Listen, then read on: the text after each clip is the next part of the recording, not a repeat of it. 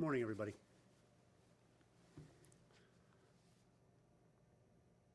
We're into the third wave. We've got some tough weeks ahead of us, but it should not be said that Manitobans haven't done their best. Most have, and I say thank you to them. You made a lot of sacrifices. You've given your best efforts to get us in the right position to recover. You've bent the curve successfully. We need to do that again now.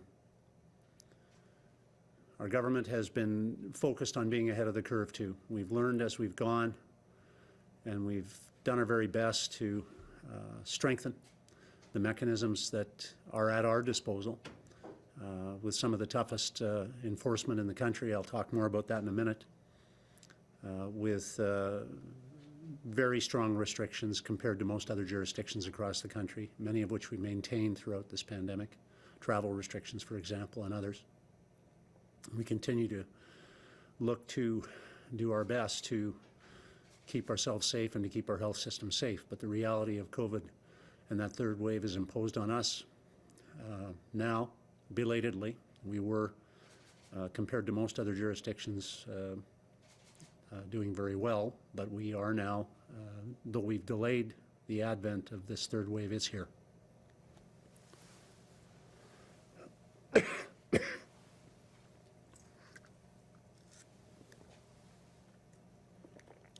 Today I want to talk about three things, three steps that we're taking, I guess in a general sense, to reward good behavior and encourage it, and to address some of the less than respectful behavior that we've seen. I want to start with enforcement. As a government, we're continuing to target our enforcement efforts where needed. We've developed and implemented some of the toughest measures, but those measures have to be enforced. They don't work unless people abide by them, as we're seeing in some cases. We're the only jurisdiction in the country that publicly reports on our enforcement efforts every week, and our multifaceted enforcement strategies have focused initially on public education, and we continue to make every effort to communicate and educate. It's getting to the point, I think, where most Manitobans, and I'm one of them, are frustrated that people don't seem to, some people just still don't seem to get it despite all those efforts. We moved beyond education and warnings to, of course, ticketing. As part of these extensive efforts, we've implemented Operation Safe Apart in partnership with the City of Winnipeg. We've designated additional enforcement officers, I'm told more than any other jurisdiction, from the private sector, from various government departments, of course from our law enforcement agencies. Over 3,300 Manitobans are involved in that. And I would say at this point, I would really encourage Manitobans to support those people when they're doing their job. It's not an easy job, and it's an important job. And I've had too many reports of disrespect being shown to people who are doing their best to help keep us safe, physical and verbal. I would ask Manitobans to respect the fact that these folks are doing a job which is not easy to keep you safe, and so they need our encouragement and support. We have designated additional enforcement officers as well throughout the pandemic. We built a training program for our enforcement officers. We've established preset fines. We've created a statistical analysis and public reporting system and a public complaints system, and I thank the members of the public who have availed themselves of those services for being part of helping to create a safer Manitoba. We've implemented as well a provincial command and control structure. We've established dispatch systems. We've created the Commissioner's Coordination Center to coordinate the activities of this agency, and these agencies, I should say. Since enforcement efforts began in April of last year, there have been over 4,000 warnings. There have been almost 1,300 tickets so far. There'll be more coming and reported upon, of course, in coming days. We're talking about close to $2 million in fines that in each category leads the country. Just this past week alone, COVID enforcement officers inspected over 4,000 different locations around the province to ensure compliance with COVID prevention orders. Our province has responded. We've attended, in conjunction with law enforcement, approximately 50 different protests in Winnipeg and other communities around the province. Each protest response requires significant planning. It requires collaboration among law enforcement officials to ensure that the public and all officers and personnel are kept safe while they're doing their job. And video evidence is used to identify those in attendance. Fines are issued following an investigation. And as a result, a significant number of fines have been issued and will continue to be issued while investigations are still ongoing on some of the more recent protests. So in conclusion, I want to be clear with Manitobans and with those who are considering disrespecting their neighbors and friends by breaking public health orders that we are outpacing most other provinces in enforcement efforts, and we're going to continue to. Our per capita enforcement is roughly 100 tickets per 100,000 population, and that is the highest in the country. But we must do more to enforce our public health orders. Our enforcement efforts are always continually realigned with the new public health orders whenever they're introduced. And where problem areas are identified, they're also responding to that. And so, first announcement today. We are announcing the doubling of fines for individual repeat offenders. I am announcing also the doubling of default payment fees for failing to pay your fine on time. The vast majority of Manitobans are following these fundamentals. They're following the rules. That's important, and I say again, thank you for doing that, and please keep doing that. But there is a small, selfish minority of people that aren't doing their part. And in doing so, they're putting the health of themselves and others at risk. And I would say to those folks, you will pay your fine. And if you do not, you will not be driving your car. We will not issue you a driver's license. You can put your car up on blocks and you can leave it there until you pay your fine. And if you don't drive, we will garnish your wages. You will pay. Most importantly, it's important for you to understand this clearly. This is a danger. Your behavior is a danger to you, but it's more importantly, I guess, a danger to other people. So this Sunday is Mother's Day, and my best wishes to all of our mothers in the province. To those of you who break public health orders, give your mother flowers, not COVID. Think about that. Second announcement, a year ago, our government, along with Premier John Horgan, British Columbia, Sandy Silver was very supportive as well, newly re-elected Premier of the Yukon.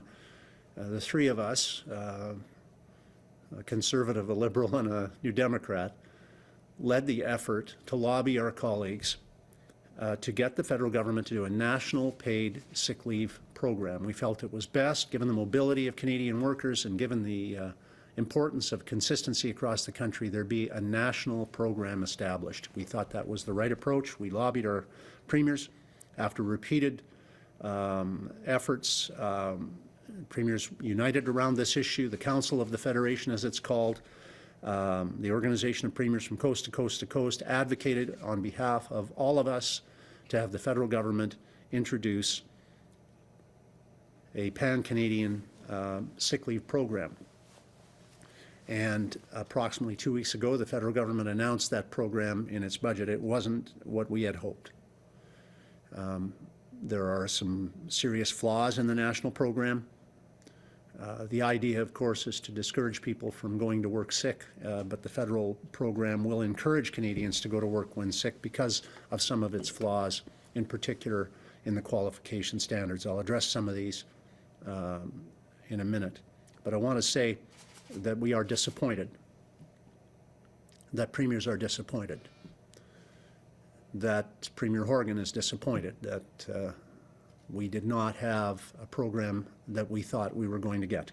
That being said, we need now to fill some of the gaps in the federal program. The federal paid sick leave program is not meeting the needs of workers across the country. That is not to say it doesn't have advantages. Most certainly it does have some. However, there's confusion. Employees, for example, have to miss the qualification period is that they must miss at least 50% of their scheduled work week in order to qualify. How do you know?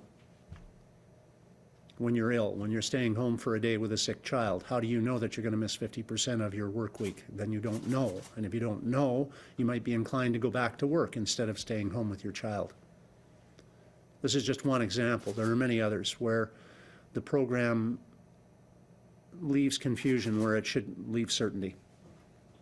The onus is on the employee to apply and then to reapply each week up to a maximum of 4 times. That red tape for individuals is not just a hassle, it's a time-consuming expense. And it is there also for small businesses to absorb some of the consequences of that confusion and that red tape. There's also no coverage reference for employees who only need to miss perhaps 1 shift to go and get a vaccination. This puts an incredible amount of stress on Canadians who are already stressed, who are living paycheck to paycheck and who can't afford to miss a payment, so they go to work sick. This is not what we wanted. This is not what we thought we were going to get. And so today I am pleased to announce the Manitoba Pandemic Sick Leave Program. Donc aujourd'hui, j'ai le plaisir d'annoncer notre programme de congé de maladie payée au Manitoba, conçu pour combler l'écart entre le programme fédéral de congé de maladie et les normes d'emploi provinciales pour le congé de maladie payée. The Manitoba Safe Workplace Program, the paid sick leave program, will provide all private sector, nonprofit, and charitable employers with up to $600 per eligible employee for up to 5 days for COVID-19 related sick leave. Eligible sick leave would be any sick leave related to COVID-19, including testing, vaccinations, side effects, self-isolation due to COVID-19 symptoms, care for a loved one in any of these circumstances. Employers who currently provide paid sick leave to their employers wouldn't be eligible. Federal, provincial, local governments. Eligible employees are those who reside in Manitoba, work and receive wages in Manitoba on a full or part-time basis, it should be noted, as well. The purpose of our program is not only to protect you and to protect workers and customers of small businesses across our province, but to take the worry out of being sick. There's enough worry without adding to it by being concerned that you'll miss a payment from your employer as a result. So the online portal for employers will be available in the coming week with payments retroactive to today. The program will be available until September 25th. That coincides with the federal program. And more details will be available on our COVID-19 supports for business webpage. That's manitoba.ca/COVID-19/programs. manitoba.ca/COVID-19/programs. The Manitoba Pandemic Sick Leave Program is designed to ensure that hard-working employees do not lose their wages and employers are reimbursed in a timely manner. And I'd be remiss in not saying thank you to our small business employers for doing the right thing. I have had very good reports about the decisions that have been made by our small businesses to continue supporting their workers when they've needed to take time off. And I thank our small businesses for that. But this out-of-pocket expense doesn't result in any short-term benefits to their companies, obviously, as workers are not able to assist in running the businesses and operating them. What this program will do is provide that compensation to our small businesses.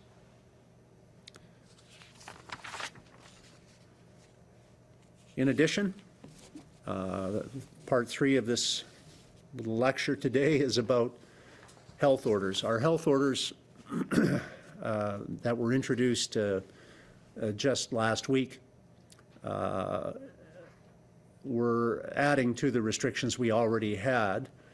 And it is very, very difficult in this short term over the past week to ascertain what the impact of those restrictions will be. Obviously, we all hope it will be positive, but generally it takes a couple of weeks before you can measure the impact of additional restrictions such as the ones we imposed on limiting gatherings, home gatherings, reducing the amount of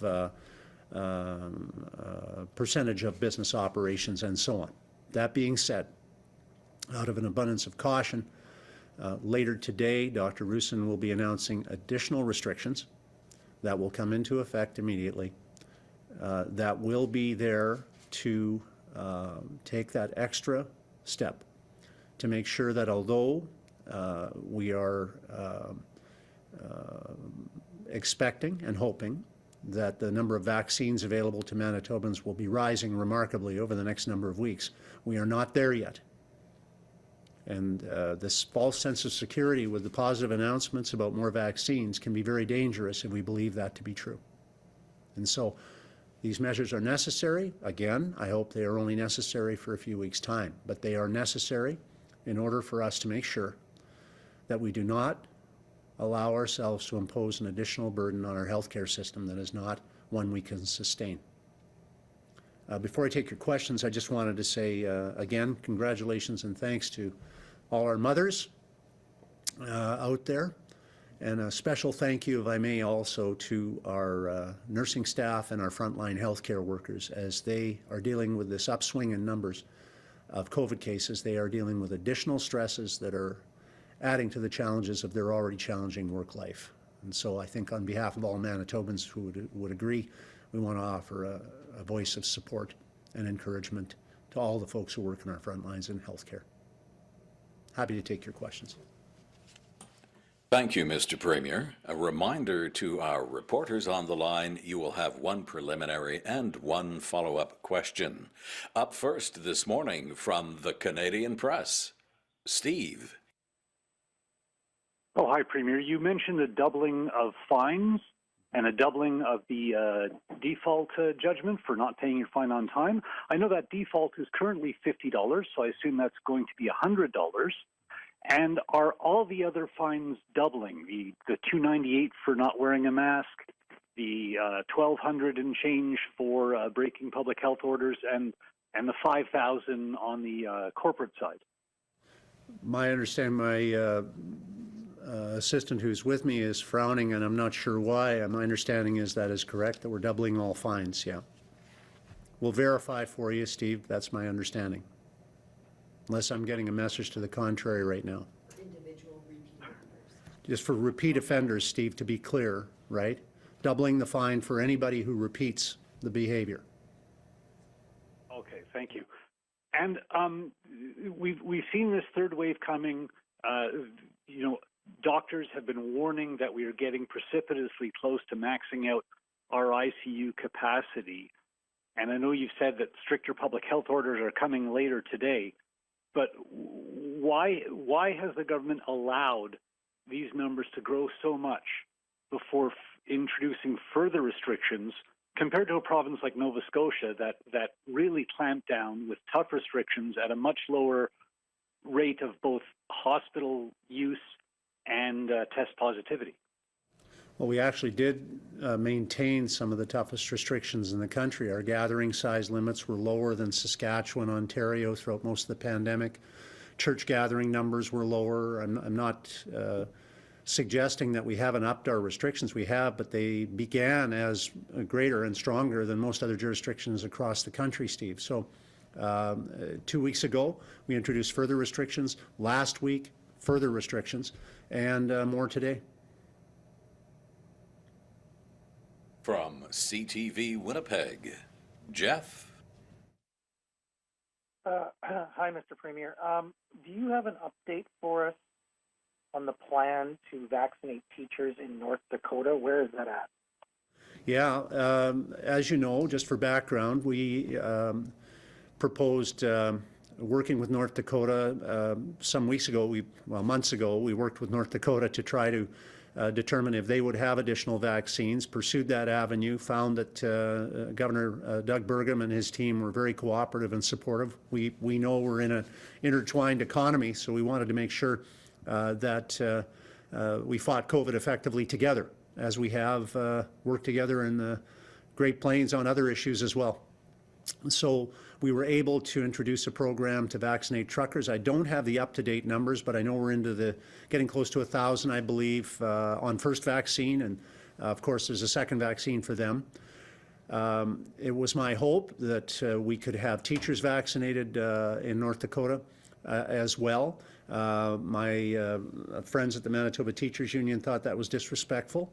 It wasn't meant that way. It was meant to try to show, frankly, our government's respect for the work of our teachers and to help facilitate those who could travel 45 minutes to get a vaccine.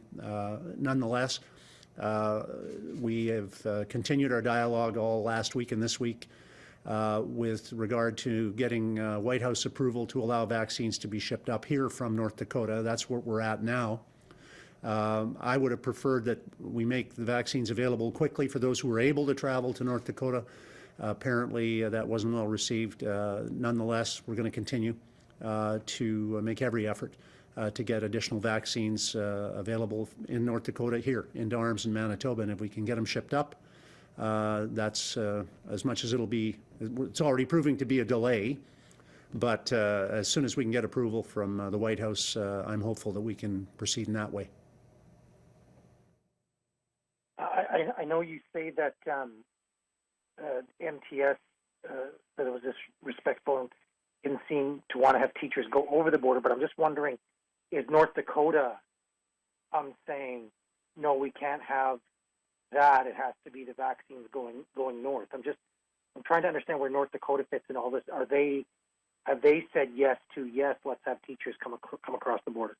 North Dakota's been I want to eliminate any concerns about North Dakota getting cold feet. That's not true. Governor Burgum's been nothing but a saint through this process. He's been totally supportive of any effort we can make. We're hoping that we could get double vaccination sites, perhaps one at the Peace Garden in Western Manitoba, one obviously on the main route at Emerson. No, there's no truth to that. The difficulty is, of course, it's unprecedented to have an American state shipping vaccines across the line into another country, and we need approval from the White House before they can do that. They have to deal with the FEMA, the Federal Emergency Management Agency now. This introduces bureaucratic delays. That's not anything that any municipal official or individual who's dealt with a flood claim has an experience in. That being said, I would have preferred if we could have had people going right now. But that's not going to be the case. So we're waiting for an answer from the White House. North Dakota has put in that request, obviously, on our behalf, and we're continuing to work with North Dakota on this issue. I would emphasize again that our vaccine team has administered over 500,000 doses already. We're only talking about potentially several thousand here. It's a small side issue, but it is an important one. If we can get additional vaccines into ARMS, that's great for us in Manitoba, and I certainly hope that can be the case. From the Winnipeg Free Press, Carol. Good morning, Premier. Just wanted to know, when did you find out that Providence Therapeutics plans to pull out of Canada, and how does that affect Manitoba's deal with the vaccine developer? Well, we have no deal with them until a contract's signed. There's no contract. We've got other irons in the fire, Carol, and as soon as we can finalize those, I'll be letting you know. But we definitely believe that domestic vaccine availability is an advantage going forward. We've never felt that this was a panacea to our problems during the initial part of this pandemic, but as far as for booster shots in the coming years, it would be better if we didn't have to go cap in hand to other foreign providers. And I think most Canadians understand that when they see other countries taking care of their people first, with the possible exception of North Dakota and the respect they've shown to Manitobans, and I will go back to that, we have a real benefit if we can boost our domestic vaccine production. So that's what Manitoba's been taking the lead on, encouraging. And as I said, I'm hopeful we'll have more to share with you as early as next week. And why do you think it's okay that your health minister isn't being made available to reporters during the health crisis to answer questions? If she has time to do a tour of a super site, surely she has the time to discuss pressing issues with media. Well, I think our ministers have been incredibly available and reliable in being available throughout this pandemic, so I have nothing but respect for our health minister and her colleagues, and I'll continue to demonstrate that in my comments. From Global News, Merrick, I'm sorry, Merrick. Hey, Mr. Premier, just circling back to teachers in Manitoba, expressing some disappointment with the plan involving North Dakota. That aside, though, what's your message to our teachers who've been watching educators in some other provinces book appointments for the vaccine as they remain ineligible here in Manitoba? Well, teachers, of course, are not ineligible. They are eligible in many respects in most areas of the province, and the hot zones at any age and others at reducing ages. And so teachers are most certainly getting vaccinated. And I wanted to say thanks to the teachers that have communicated with me over the last few days for their encouraging and supportive comments, not at all consistent with the position of the Manitoba Teachers Society. That being said, I have great respect for the Manitoba Teachers Society. I couldn't have advanced my education without a scholarship from the Manitoba Teachers Society, so I'll leave it there. But no, teachers aren't of one mind here. Many teachers are really pleased that we were trying, and they took our efforts to be good-hearted and sincere.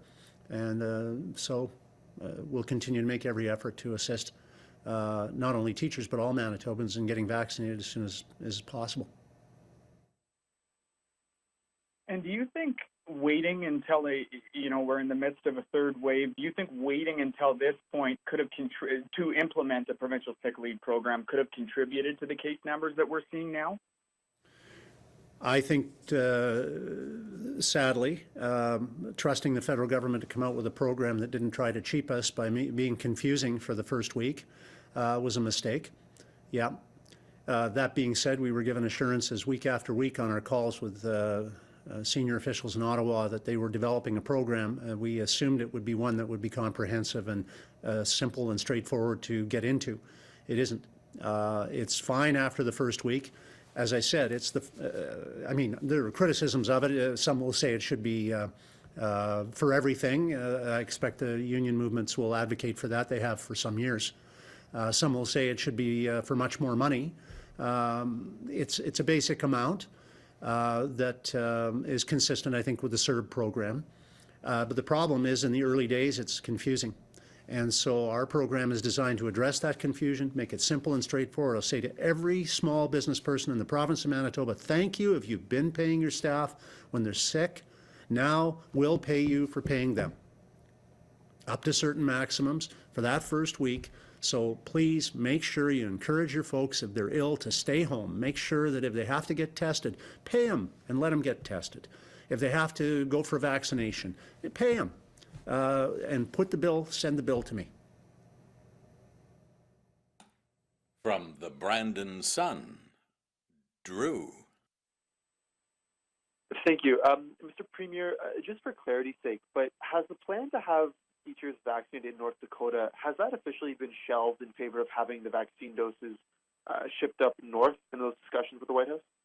Yeah, so North Dakota's put in that request at the, I think at the tail end last week, Drew. I'm not sure the exact hour, but I know the request's been there.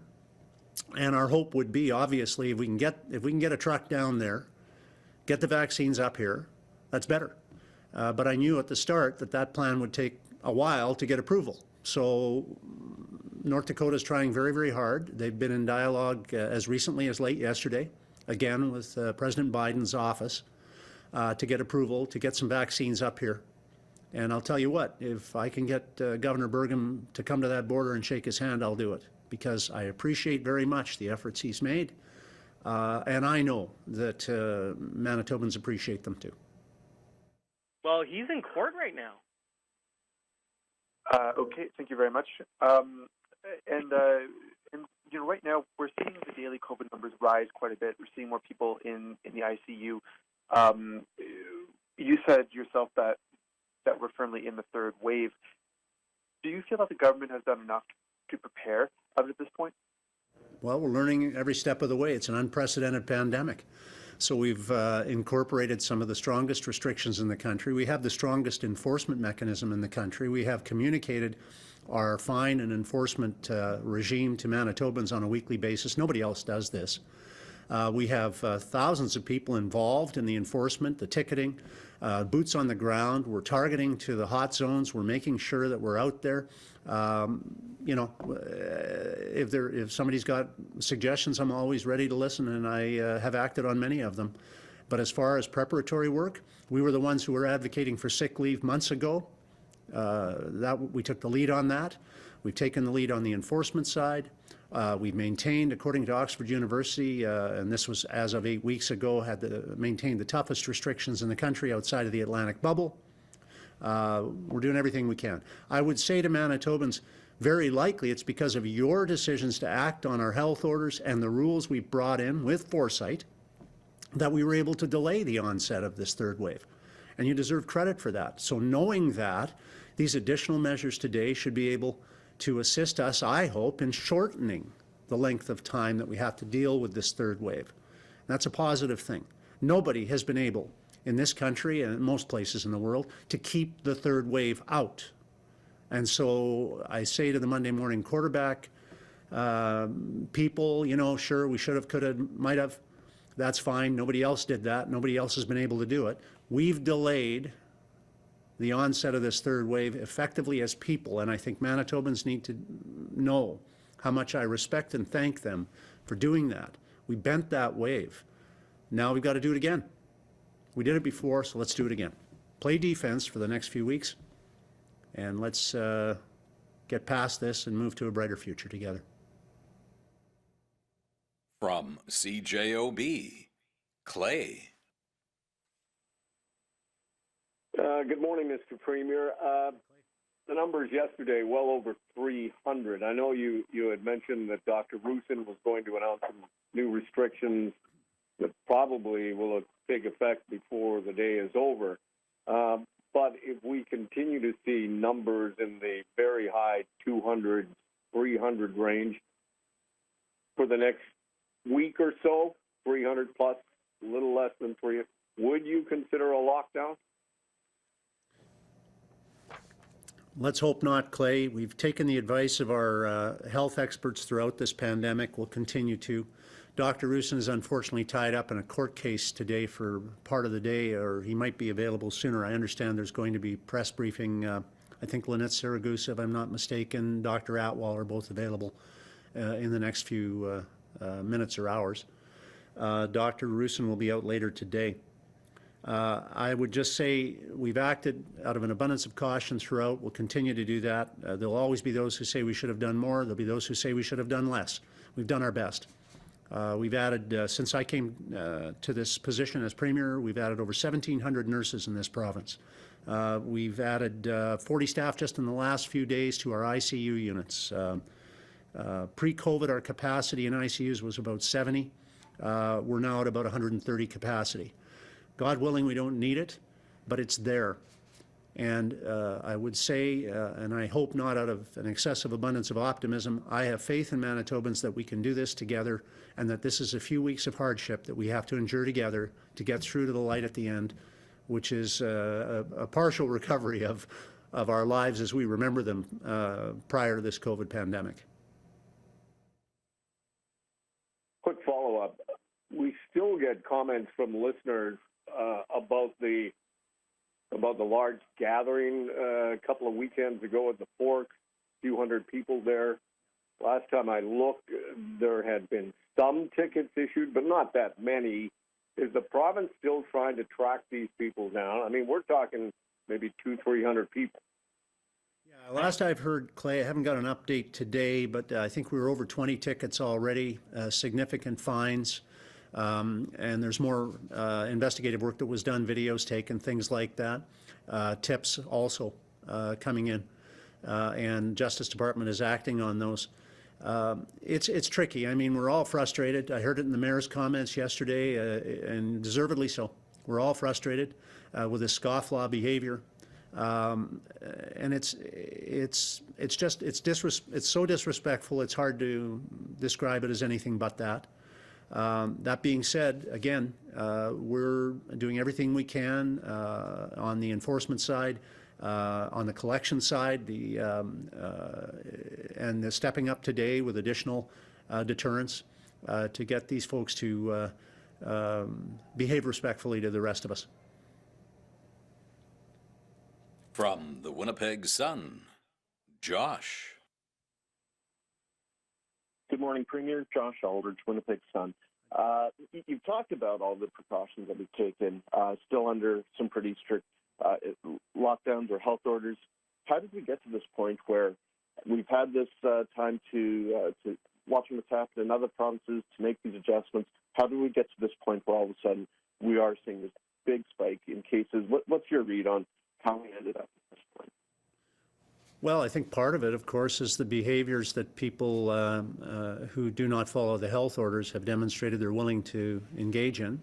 A lot of it is not masking. A lot of it is not social distancing and gathering and congregating in dangerous settings. A lot of it is that kind of behavior. Not all of it, but a lot of it. And it's difficult because we have maintained some of the toughest restrictions, and it doesn't matter if, for those who don't obey those restrictions, it doesn't seem to matter.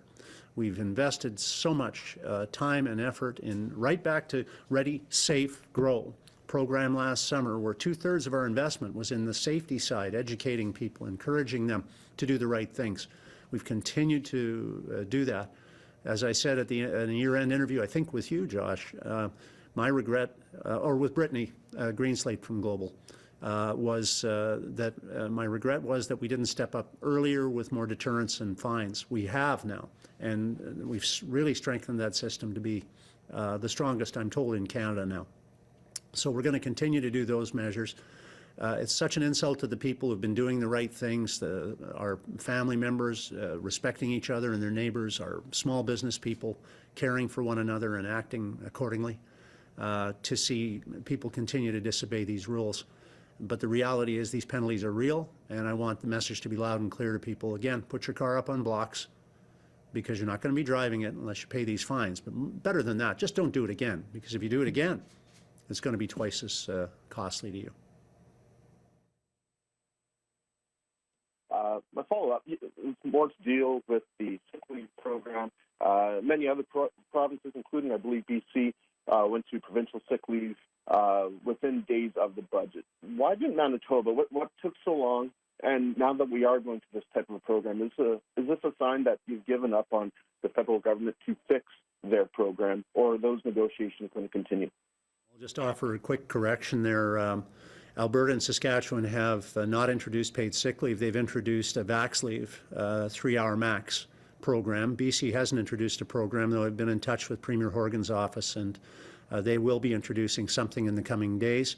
Our program, Ontario introduced a proposal to double up on Ottawa's benefit, which was rejected by Ottawa. Their program has come up. I think it's a 3-day max program. This will be the most generous sick leave program in the country. It's designed to work.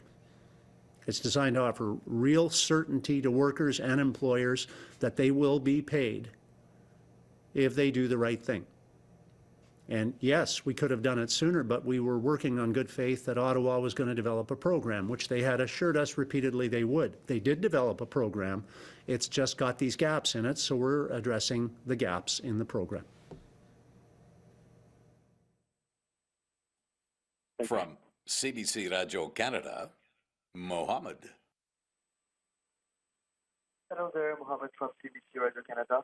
All my questions were answered today, so I'm good. Thank you. Mohammed. From CBC Manitoba, Bart. Hello, Mr. Premier. You have repeatedly stated in this press conference and others that we, had tougher restrictions before when brought them in, but I do have to point out that when you saw the beginning of the exponential curve, it clearly indicated on April 14th that the numbers would go the way they have. You don't even need to be an epidemiologist. You can just have your basic high school arithmetic to see that. Logically as well, the ICU numbers are following. I have to ask you again, why, given the positive experience in jurisdictions around the world, including some in the Maritimes, including some of the islands, why Manitoba just didn't put that circuit breaker in 1 month ago to make sure that we aren't at the point we're at now? Yeah, I think that's a fair question. You could ask that question of 7 other Canadian provinces that are experiencing the third wave and had their peak over the last 3 or 4 weeks as well. We introduced tough restrictions on already tough restrictions 2 weeks ago and strengthened them last week again. So your question is essentially, why didn't we do that a week before that? Because we introduced those tough restrictions and we still don't know how effective they'll be. That question can still be asked. My hope would be that those restrictions we introduced last week, which limit outside gatherings significantly in households, would be a key contributor, if people follow those restrictions, of course, to us bending the curve. Measures that Dr. Roussin will announce today will add to those. But again, no restrictions work unless people work at them, as you well know. And so that is, at least in part, I think, the defense for the method we've used throughout this pandemic to communicate openly with Manitobans the rationale for doing the things we've done. We now go to City News and Mike. Do I not get a follow-up? Do I not get my follow-up? Yes, you do. Correction. We continue with Bart. Thank you very much, Paul, and pardon me for being insistent. Mr. Premier, we're likely, as Clay mentioned, we've seen average case counts climb up. We're probably going to hear something in the 500 range today. What do you say to Manitoba? They may have trouble grasping things like exponential growth curves, ICU projections. Case numbers are really easy for the average Manitoban to grasp. What's your message for Manitobans when they see, if they see, a 500 number today? It'll be the same as it's been throughout this pandemic, Bartley. Follow the health orders. Adhere to them.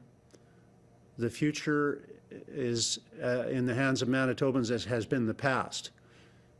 We've maintained tougher restrictions on group sizes. BC has never restricted small business, for example. We have. We've maintained smaller gatherings for churches, for assemblies of various kinds, inside. We've maintained more restrictive rules for travel than anyone outside of the Atlantic bubble, as you well know. Again, as a government, we continue to utilize the best strategies we can for enforcement, for messaging, and as well in terms of our public health orders to protect our healthcare system as best we can. But the future is in the hands of Manitobans. Most Manitobans have been following the health orders. If we would all do that, we could bend this wave back, because we did it before, and I think we can do it again. And so again, my message is for those who choose not to remind them that they are not only putting their own health at risk, but they're putting the health of their family at risk. Give your mother flowers on Mother's Day. Don't give her COVID. And we now go to City News and Mike. Good afternoon, good morning, Mr. Premier. Businesses have frequently said that they'd like more notice when there's going to be changes. I understand why this change is coming so rapid at 12:30, but is there any restrictions that you can hint at or kind of tell businesses so they just have even that extra hour to start preparing for this change? I won't speak for Dr. Roussin. I'll let him speak as we have throughout this pandemic on the public health orders. I will only say again to our small business people, thank you for doing your best to fight this pandemic. The measures that will be taken won't be undertaken happily that might affect small businesses, but they are necessary, and I'll support Dr. Roussin as I have throughout this pandemic in this. However, I will also add that our sick leave program is a significant additional thing that our business organizations have been asking for privately in discussion with my ministers and with me. And I think that our small business community will very much appreciate our announcement today about those programs going into effect immediately to assist them and to encourage also their employees to do the right thing and stay home when sick without the fear that they will lose a paycheck. And then for my follow-up, just how immediate is immediate? Are these health orders going to kick off at 12:30, or is this something that is going to be Saturday?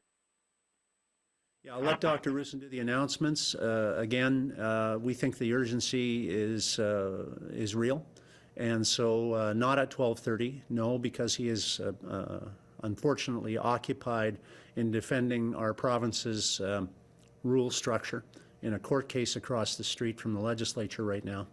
But it is Dr. Rusin who will be making those announcements at some point later today.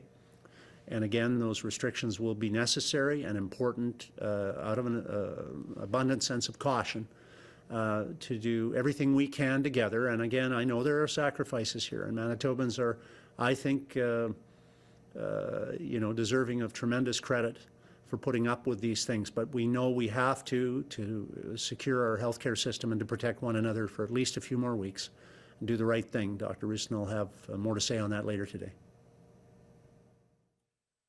And our final reporter this morning from CBC National News, Cameron. Hi, Premier. Just, kind of going back on enforcement here, I can hear the frustration in your voice, and everyone's getting pretty frustrated. We're seeing, there's video floating around of people being handed tickets that are refused, they're just walking away. Beyond trying to take their driver's licenses, if you can figure out who they are, how do you deal with that? Do you need a new tactic here? Well, the video follow-up is apparently pretty effective, so we know who's driving what vehicle and which one they get into, so that's a pretty good clue right there, Cameron. And again, I'll say to those that want to flaunt these rules, they're making a big mistake. It's going to cost them in their pocketbook, and if they don't think they're going to pay, they're wrong. Because again, I hope they got a garage because their vehicle is going to be in it for a while.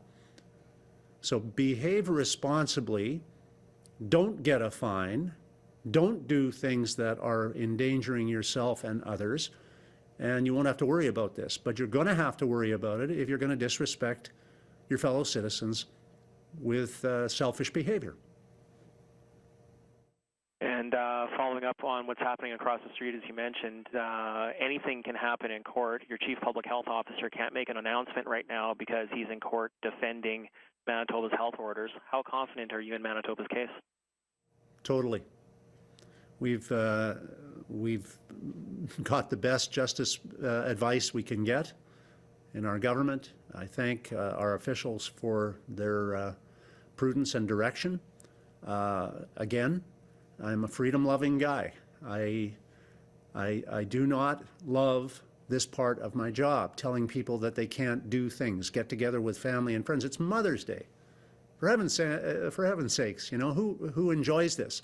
But the fact of the matter is we're doing tough things that have to be done to protect people. And so what's more important than that? I don't think too much. Thanks, everybody.